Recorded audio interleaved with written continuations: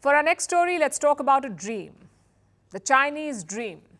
It was a concept introduced by President Xi Jinping. It had three main metrics: national rejuvenation, individual prosperity, and social progress. That's what he promised. But why are we talking about that tonight? Because the Chinese dream is dying. China is dealing with an economic crisis, its youth are unemployed, and progress in general has been slow. Day by day, it's sounding less like a dream and more like a nightmare. Let's look at the economy first. Currently, Beijing is dealing with a crisis. It started during the pandemic and it kept getting worse since then. Chinese citizens are borrowing more and more money. They're unable to pay it back. The result is this: a record number of defaulters. In 2023, 8.54 million people were blacklisted from digital payment apps. 8.54 million people blacklisted, most of them between the age of 18 and 59. It's a pretty wide bracket. This is basically China's workforce. So why were these people blacklisted? Because they defaulted on payments. They borrowed money, they could not pay it back. So they were blacklisted. In 2020, the number of defaulters was around 5.7 million. This year, it is 8.54 million. That's a nearly 50% rise in the number of defaulters. And this is the world's second largest economy we're talking about. 1% of its workforce is defaulting on payments. And they're being punished for it. These defaulters are barred from a range of activities, like making payments through apps, taking more loans, applying for government jobs, even buying plane tickets. They cannot do any of that. Which brings us to the question: why is the default rate so high in China? Because Chinese citizens are cash-strapped. They're struggling to make ends meet. Let me show you this thread. It was posted on Chinese social media platform Weibo. It talks about China's youth.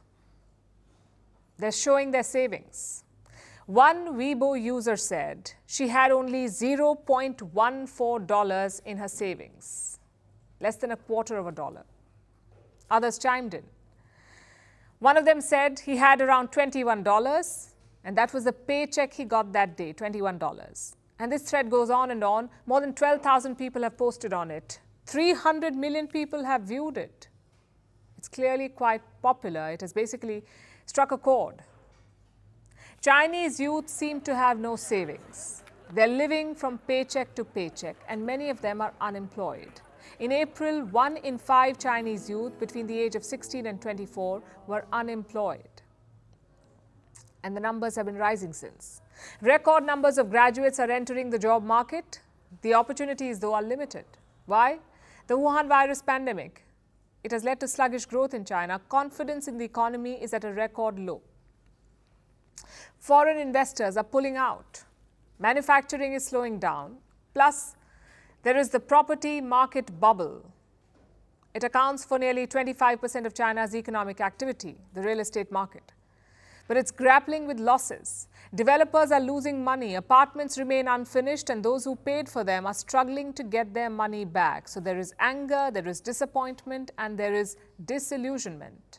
Young people in China have no jobs or savings, and these are dangerous signs for the world's second largest economy. For years, President Xi Jinping has sold the Chinese dream to his people. Anyone who worked hard could get a better life. That's what he promised. But that's not what's happening. Forget working hard. Youth are choosing farming over jobs simply because they're not getting any jobs. You can give it any spin you want. Xi Jinping calls it rural revitalization. But let's call a spade a spade. This is not about reviving the rural economy. This is about an unemployment crisis, one that is spiraling out of control. The job market is in the dumps, so the youth are heading back to farm. Doesn't sound like the dream their president sold them.